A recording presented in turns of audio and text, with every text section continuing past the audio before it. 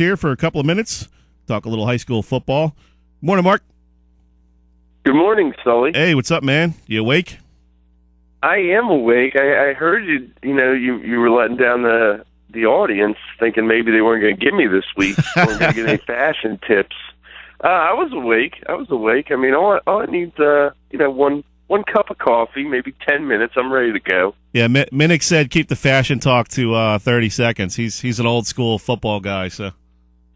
Well, that's Kevin, but I'll get in his ear. We'll fix him. Don't worry about it. Cole Raring was talking about how you finally gave the hats off to a lineman. Is that correct?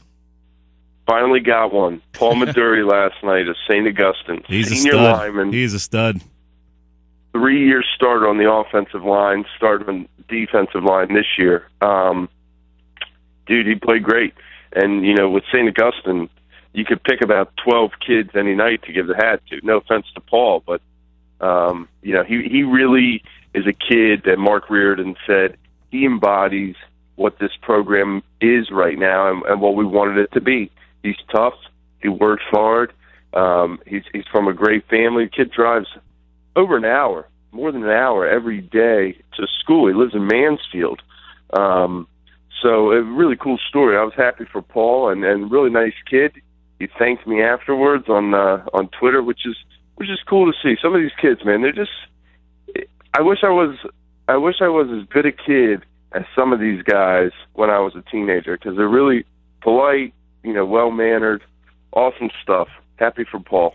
I'm surprised in doing this as long as I have been doing it, how good the kids are these days with the media and speaking after games. I mean, when I was 17, if a reporter ever asked me a question, I don't even know if I would have uttered a word. You know what I mean?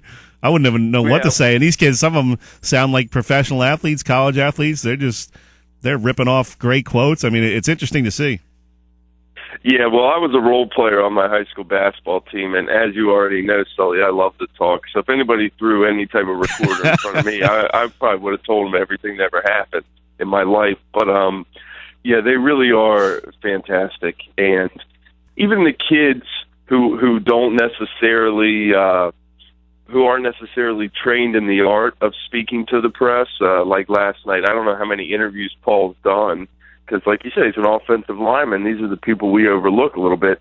But just a well-spoken kid, and not just the fact these kids are well-spoken, but they say what they feel and what they mean in a way that is very. It's not. I don't want to call it raw, but it's not coached. But it's also not disrespectful. They don't say, "Well, we beat them because they stink."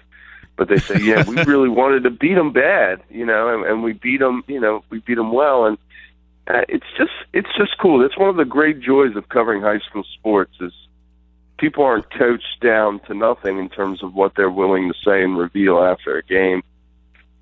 I think one of the coolest things about high school athletes is when you're interviewing after the game, you can kind of see the boys. There's something turning inside their head. They're trying to think of something they might have heard a pro athlete say or something they heard on ESPN, whereas the girls are they'll just say whatever's on their mind.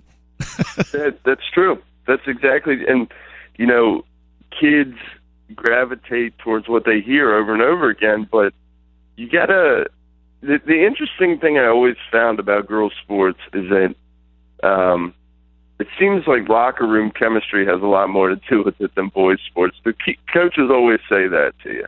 Like, you could go out with a ton of talent, and they're like, well, it depends on how they get along. Because right. I think guys, at some point, it seems like it just clicks for them that, they're ultra competitive, and that kind of trumps all. But we saw a team this year in softball, not to go back to the spring, because I'm kind of digging these chilly temps. But we saw Egg Harbor Township that was a team that was so tight-knit that really was a difference a lot of times for them. Yeah, nice chilly temps. You kind of expand your wardrobe a little bit. What were you rocking last night?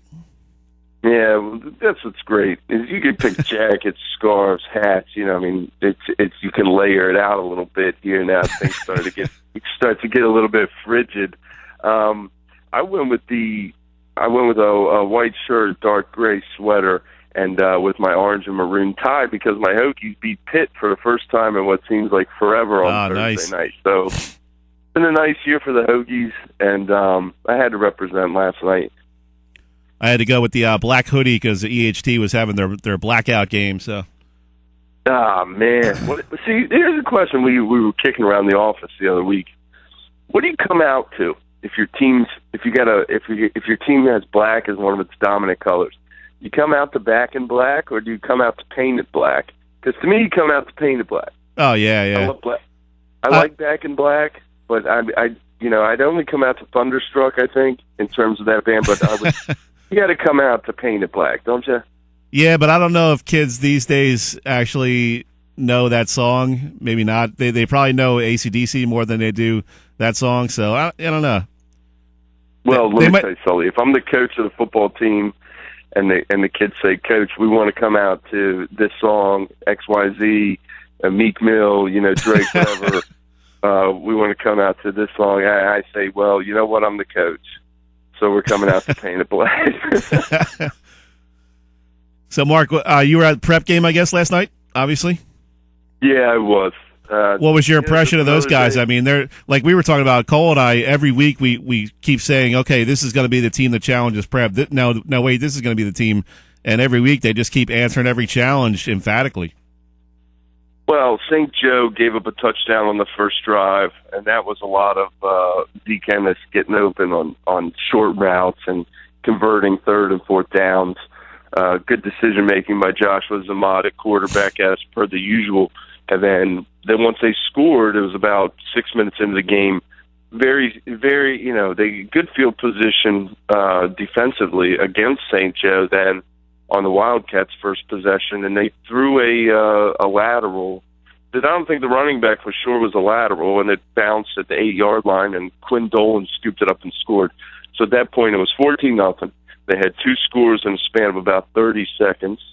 And we're about 6 minutes into the game. It's 14-0. You can just kind of see St. Joe. I think what Mark Reardon told me after the game was right. To beat prep, teams are going to have to chew up the clock and kind of play possession ball. To get down like that, lickety split, 14-0. It took a lot of wind out of St. Joe's sails. It looked like to me, and.